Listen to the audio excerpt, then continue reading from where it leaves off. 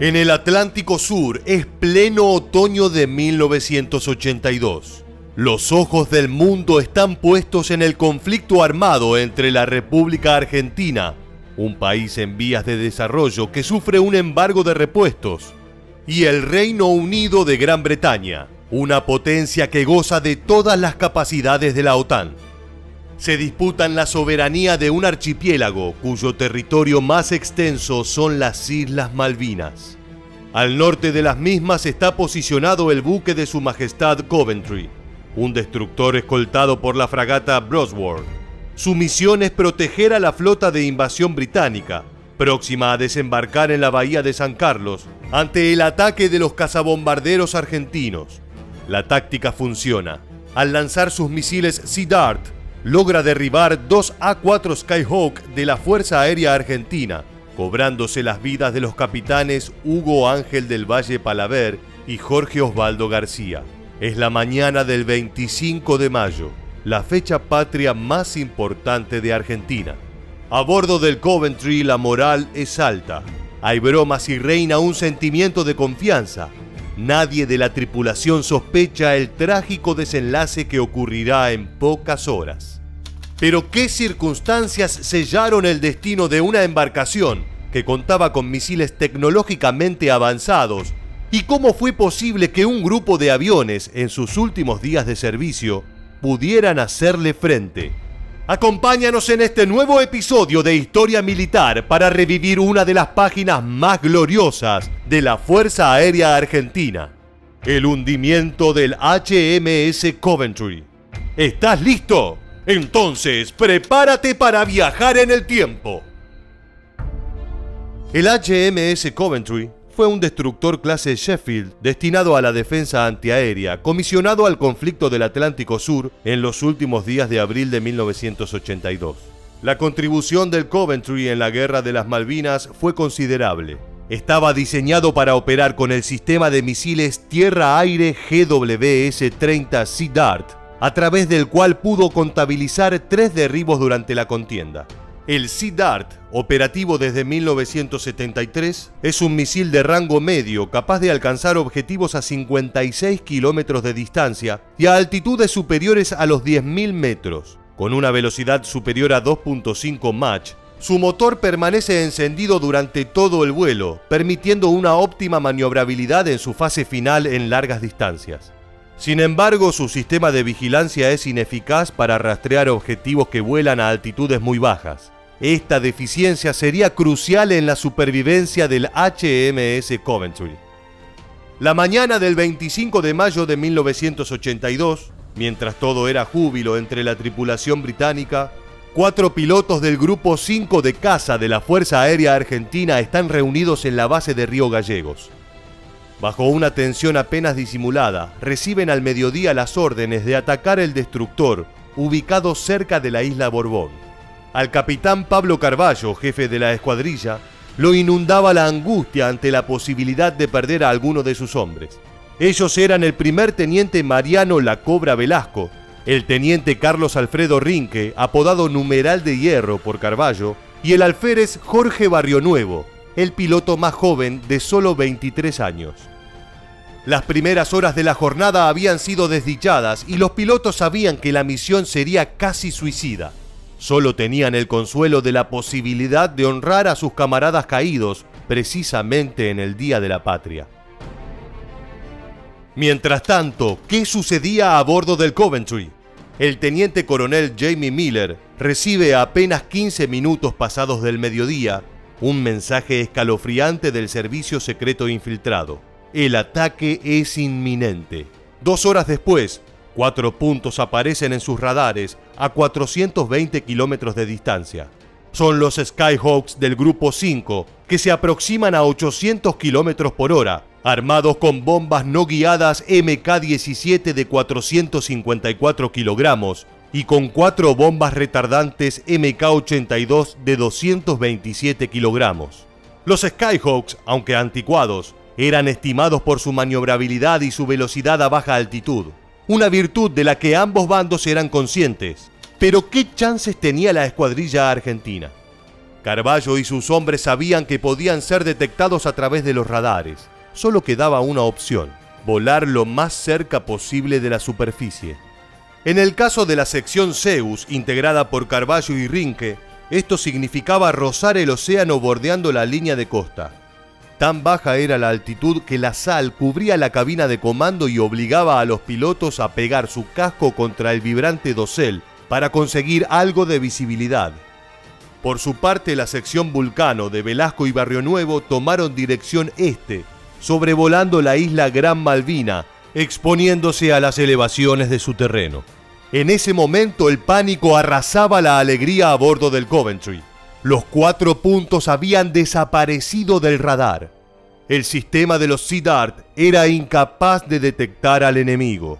Poco antes de las 3 de la tarde, los 2 Skyhawk ya se ubicaban en el rango visual. La supervivencia del Coventry dependía entonces de la impericia de los pilotos argentinos y de su escolta, el HMS Broadsworth. Pero el sistema de misiles de corto alcance Sea Wolf de la fragata se había caído. Esquivando cañonazos y ante el asombro de los tripulantes del Coventry, la sección Zeus cambió de dirección y enfiló hacia la Broadsworth. Liberaron una bomba que rebotó contra el mar y atravesó la cubierta de la fragata, destrozando en su trayectoria a un helicóptero Sea Link para luego zambullirse sin detonar. Justo cuando parecía que los 2 buques británicos habían tenido suerte, el radar pintó los 2 puntos de la sección Vulcano, que se encontraban a solo 1 minuto de su posición. La Broadsworth había reanudado el sistema Sea Wolf y estaba lista para fijar los blancos, pero no podía disparar debido al viraje del Coventry, que se había posicionado directamente en la línea de fuego. El capitán del destructor, Hart Dyke, desestimó la intervención de los Sea Harriers en la contraofensiva. Pensó que no llegarían a tiempo y temía al fuego amigo de la Broadsworth. Decidió lanzar un Sea Dart que tardó en nivelarse, el cual pasó 300 metros sobre la sección Vulcano. La reacción de Rinke al ver la estela fue memorable.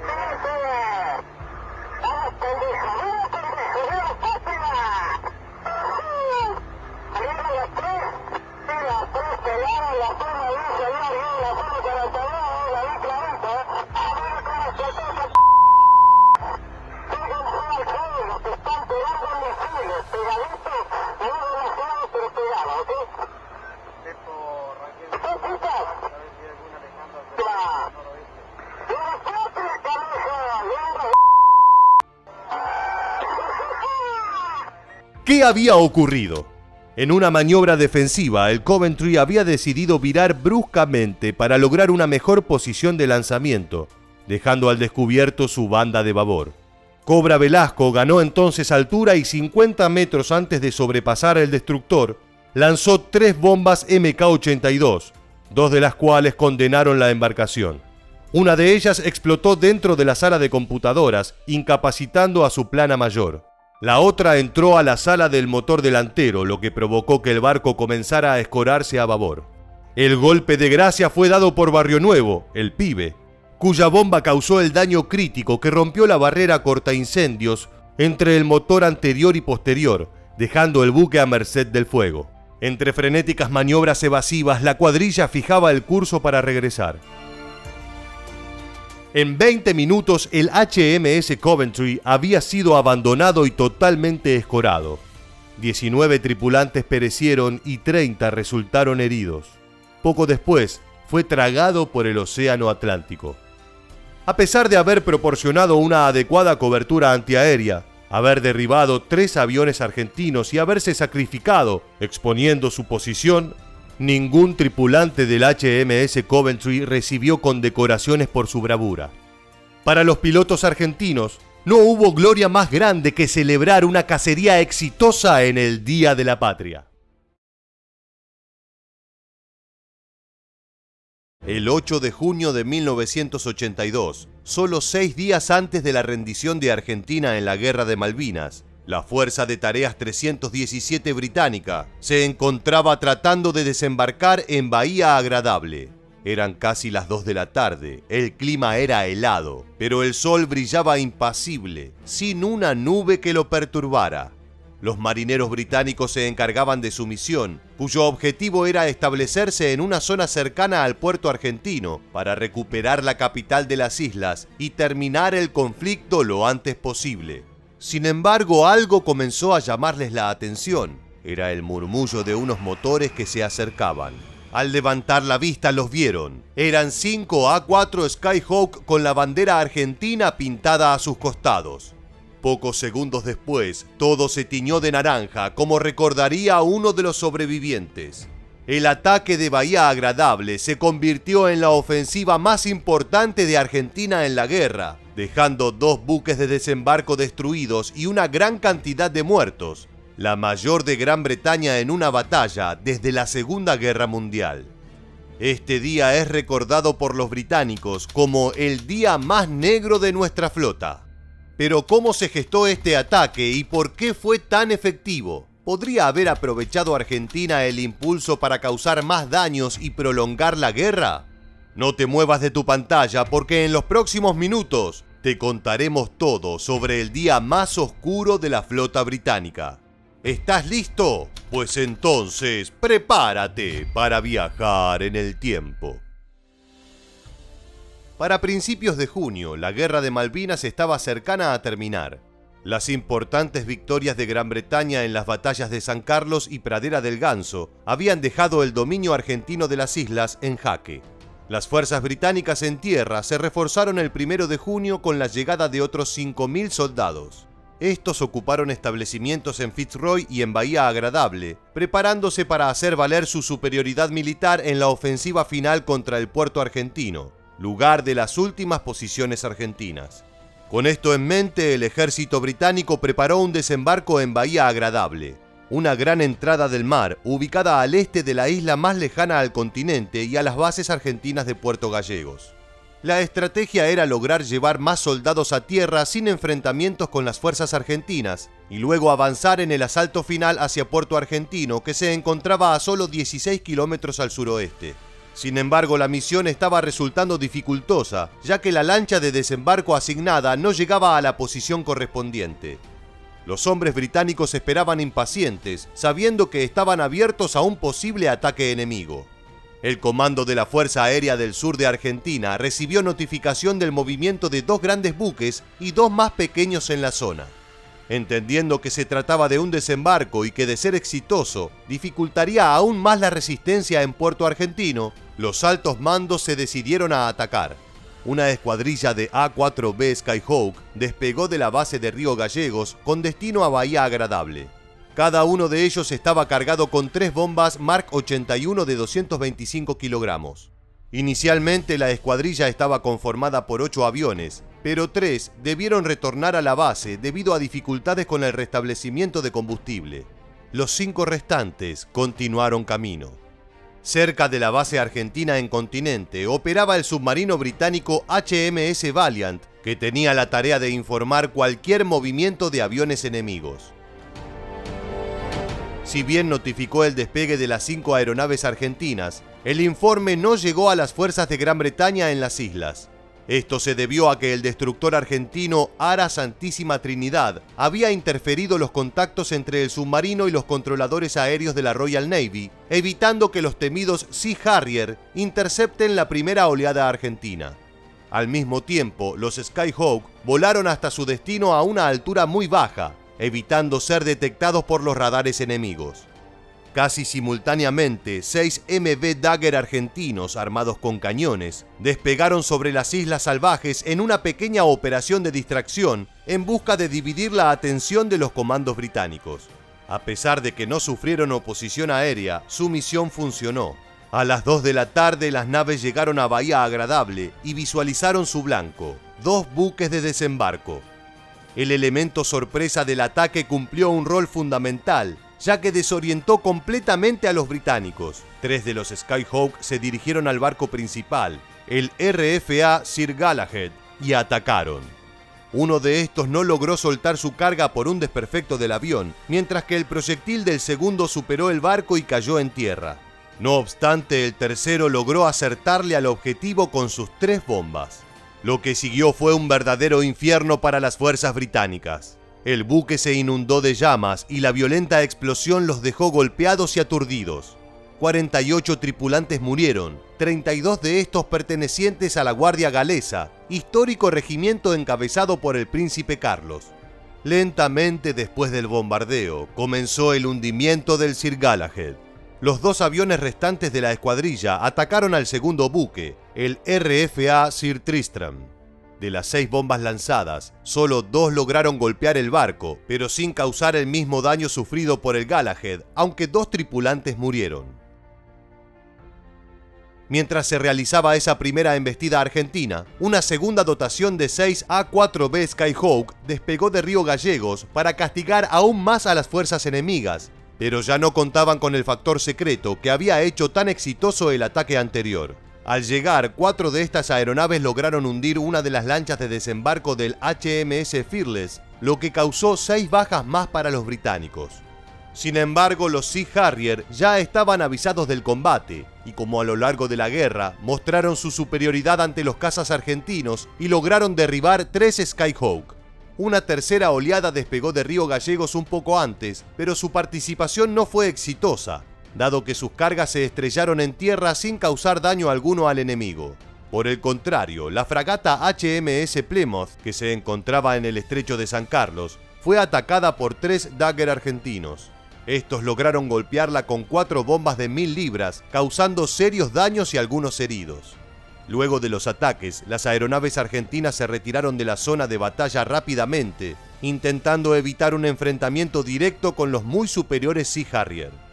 Se ha discutido muchas veces la decisión del ejército de tierra argentino de no aprovechar el momento para lanzar un contraataque y hacer retroceder a las golpeadas fuerzas enemigas que tanto habían avanzado los días anteriores.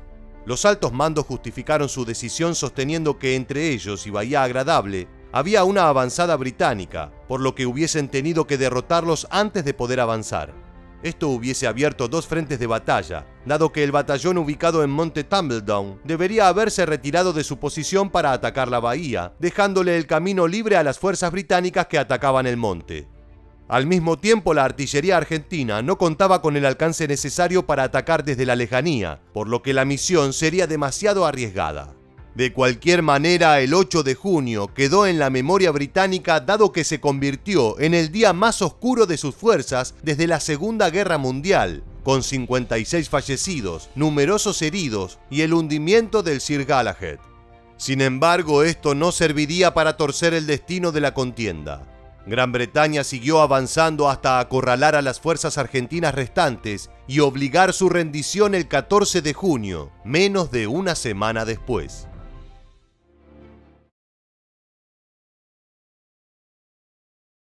En 1982, Argentina e Inglaterra se enfrentaron por la soberanía de las Islas Malvinas. A pesar de su brevedad, este conflicto quedó marcado profundamente en la historia y ha dado lugar a muchas versiones distintas en torno a las pérdidas de una y otra nación. Esto se debió, por el lado argentino, a la inventiva de los autores y la falta de datos fehacientes, mientras que por el lado británico, y a pesar de haber ganado la guerra, a la intención de sus máximas autoridades de no dejar mal paradas a sus fuerzas militares. Mientras que se ha hablado mucho de los informes aéreos que determinan las bajas y las aeronaves derribadas, no se ha hecho tanto hincapié en las enormes pérdidas navales inglesas causadas por la Fuerza Aérea Argentina durante la semana que duró el conflicto. Entonces, ¿cuáles fueron las enormes pérdidas de Inglaterra a manos de la feroz Fuerza Aérea Argentina? No te muevas de tu pantalla, porque en los próximos minutos te contaremos todo acerca de cómo esta fuerza latinoamericana enfrentó y aterrorizó a una de las más poderosas potencias marítimas.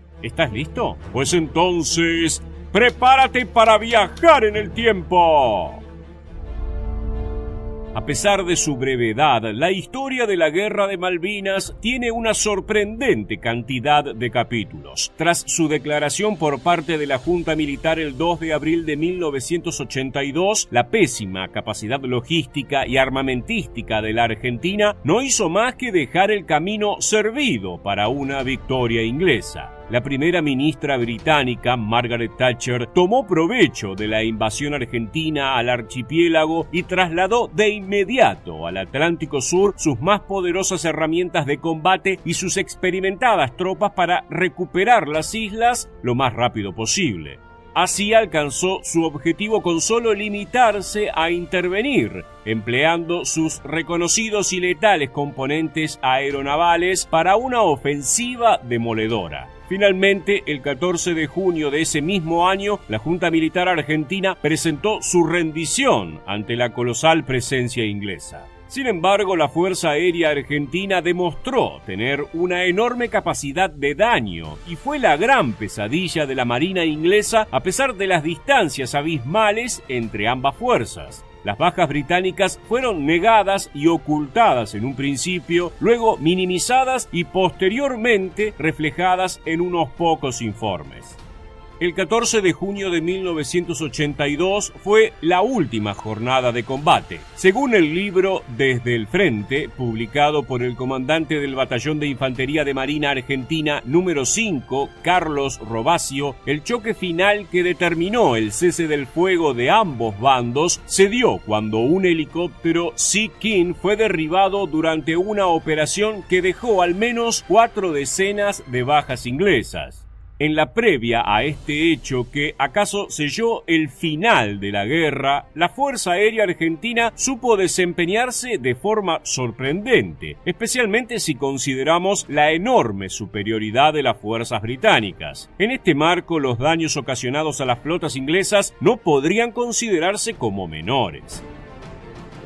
Es destacable, por ejemplo, el hundimiento del RFA Sir Galahad, considerado como un vital asistente logístico para el traslado y desembarco de hasta 350 tropas equipadas y distintos elementos de combate como 16 tanques, 120 toneladas de combustible o 30 toneladas de municiones. El Sir Galahad fue atacado y hundido por la 5ª Brigada Aérea Argentina. El mismo regimiento se encargaría también de asediar y hundir otro buque logístico de similares características, el RFA Sir Tristram. Este navío debió ser remolcado a través del océano y pudo retornar a puertos ingleses recién en el año 1984. También el SS Atlantic Canberra, un buque carguero inglés que funcionó durante la Guerra de Malvinas, también como portaaviones, pereció ante un ataque argentino. El 25 de mayo de 1982, 2 cazas de la 2ª Escuadrilla Aeronaval de Caza y Ataque de la Fuerza Aérea Argentina lanzaron 2 misiles que provocaron el hundimiento del poderoso navío 3 días más tarde. Con una capacidad mayor que los buques ya mencionados, encontramos al destructor clase Sheffield HMS Coventry D-118.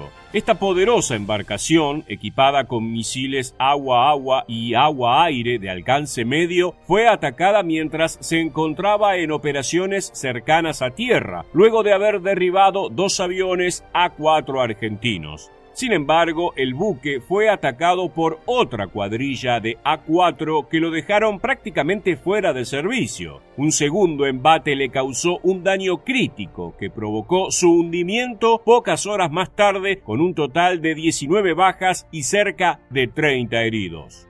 Otras 2 pérdidas de importancia operativa para la Marina Real Británica fueron las fragatas HMS Ardent y HMS Antelope. La primera fue alcanzada el 21 de mayo por un ataque aéreo argentino que no demoró en inutilizarla. Su hundimiento fue casi inmediato, aunque 3 de los 4 A4 responsables de la misión fueron derribados por cazas británicos en su retirada. La segunda fragata, en maniobras próximas al estrecho de San Carlos, fue bombardeada por aviones A4 la noche del 23 de mayo, partiéndose a la mitad para hundirse al día siguiente. ¿Pero acaso el más importante navío inglés destruido por la Fuerza Aérea Argentina durante la Guerra de Malvinas haya sido el poderoso destructor HMS Sheffield D-80 provistos de misiles guiados agua-agua y agua-aire y otros componentes modernos y antimisiles? Mientras realizaba una misión de visualización defensiva, el 4 de mayo de 1982, un Dassault Brigade superetendard del Comando de Aviación Naval argentino logró acercarse a 11 kilómetros sin ser identificado por los radares del buque, lo suficiente para atacarlo con sus AM-39 Exocet. El misil, en vuelo rasante al nivel del mar, fue detectado visualmente por parte del personal del HMS Sheffield en cubierta. Sin ofrecer tiempo para dar la alarma, el proyectil tomó por sorpresa a casi toda la tripulación y dio en el blanco, justo en el centro de control del destructor. Las llamas, producto del impacto, rápidamente se transformaron en un voraz incendio que ocasionó 20 bajas y 63 heridos. A pesar de los esfuerzos por mantenerlo a flote, el buque terminaría bajo las aguas atlánticas el 10 de mayo de 1982. Hemos citado solamente los más importantes buques ingleses hundidos por la Fuerza Aérea Argentina. Sin embargo, muchos otros elementos de la Marina Real fueron destruidos, aunque desafortunadamente los datos fehacientes han quedado ocultos o han sido voluntariamente desvirtuados. Es así como llegamos al final del video, y queremos preguntarte: ¿consideras que la Fuerza Aérea Argentina provocó un daño mayor a la Royal Navy del que el alto mando británico esperaba? Déjanos tu opinión en la bandeja de comentarios y no olvides suscribirte y activar las notificaciones para conocer muchos más sucesos militares que dejaron su huella en la historia. Esto fue todo en un nuevo episodio de Historia Militar. Gracias por acompañarnos hasta el final. Nos vemos en el próximo video.